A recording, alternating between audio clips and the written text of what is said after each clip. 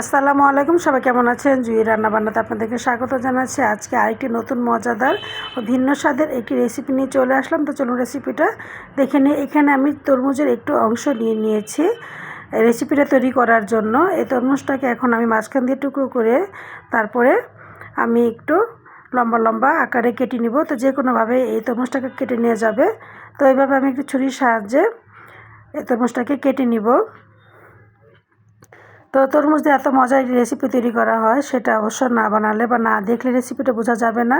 খুবই সুস্বাদু একটি রেসিপি। তরমুজ দিয়ে তো আমরা নানান ধরনের কিছু বানিয়ে খেয়ে থাকি। তো এটি একটি ভিন্ন স্বাদের মজার একটি রেসিপি আজকে আমি আপনাদের সাথে শেয়ার করব। তো তরমুজটা আমার কাটা হয়ে গিয়েছে, দেখতে পাচ্ছেন। তো এটা লম্বা করে কাটতে হবে এমন কোনো কথা নেই, গোল করেও কাটা যাবে বা যে যেভাবে কাটতে পারে সেভাবে কেটে নেবে। তো কাটা হয়ে গিয়েছে। এখন আমি সামান্য একটু চিলি ফ্লেক্স দিয়ে দিলাম মরিচের গুঁড়া, আর দিয়ে দিচ্ছি স্বাদ অনুযায়ী লবণ। তারপর দিয়ে দিলাম 2টি কাঁচামরিচ কুচি। তারপর দিয়ে দেবো একটু বিট লবণ। তো লবণ ঝাল যা মানে স্বাদ অনুযায়ী দিয়ে দিতে হবে। আর দিয়ে দিচ্ছি আমি এখানে 2 চা চামচ পরিমাণ কাসন্দ বা কাসন্দি, যে যেটা বলেন।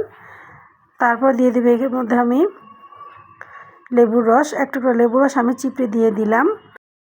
তারপর দিয়ে দেবো এর মধ্যে আমি চিনি। তো সমস্ত কিছু দেওয়া হয়ে গেলে পর তারপর আমি হাত দিয়ে ভালোভাবে মেখে মিশিয়ে নিব।